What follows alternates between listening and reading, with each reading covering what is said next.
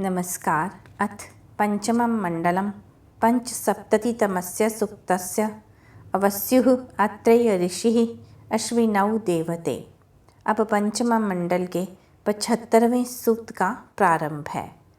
प्रति प्रियत्मं रथम वृषणम वसुवाहनम स्तोता वाम अश्विनाव ऋषिः स्तोमेन प्रतिभूषति माधवी मम श्रुतम हवम्।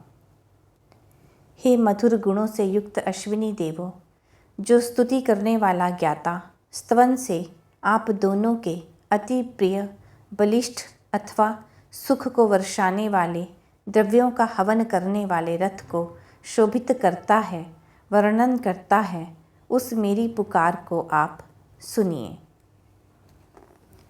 अत्यायातम अश्विना तिरो विश्वा अहम सना दस्त्रा हिरण्यवर्तनी सुषुम्ना सिंधु वाहसा माधवी मम श्रुतम हवम्। हे मधुर गुणों से युक्त, नदियों को प्राप्त कराने वाले, सुवर्ण के समान कांति युक्त रथों वाले, उत्तम सुख से युक्त, शत्रु का नाश करने वाले अश्विनी देवों, मेरी पुकार को सुनिए। विघ्नों का उल्लंघन कर इधर आइए, जिससे कि मैं समस्त बाधाओं को पार कर सकूं।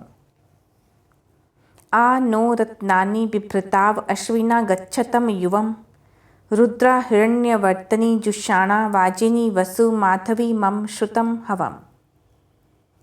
हे शत्रुओं को रुलाने वाले, सुवर्णमय रथ वाले, अन्न आदि सामग्री का प्रबंधन करने वाले अश्विनी देवों, हमारे लिए रत्नों को धारण करते हुए, हमारी स्तुतियों का सेवन करते हुए तुम दोनों सब प्रकार से हमारी ओर आइए।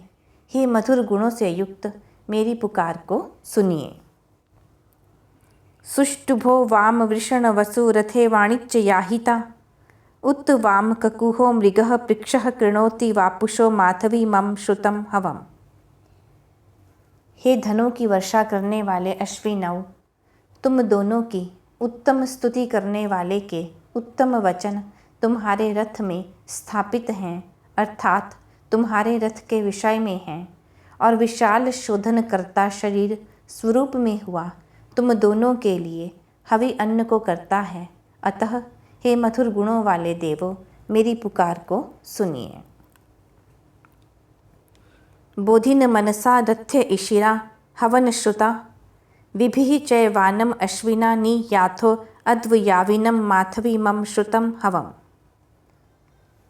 हे मधुरता से युक्त अश्विनौ, रथ पर आरूढ़ हुए गतिशील हवि युक्त आह्वानों को सुनने वाले, ज्ञान युक्त मन से युक्त तुम दोनों, द्वंद्व भाव से रहित अर्थात दृढ़ मन वाले च्यवन के समीप वेग पूर्वक गति करने वाले अश्वों के द्वारा पहुँचते हो, इसलिए मेरी पुकार को सुनिए। आवाम नरा मनो युजो अश्वासः पृषित पस्वः वयो वहन्तु पीतये सह सुम्नेभिः अश्विना माधवी मम श्रुतम हवम्।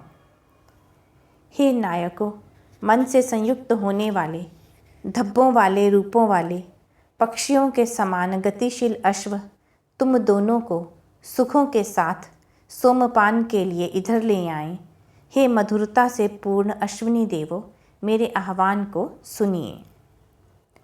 अश्विनाव इहि गच्छतम ना सत्या मा वि वेनतम तिरह चिद अर्यया परिवर्तिः यातम अदाभ्या माधवी मम श्रुतम हवम्।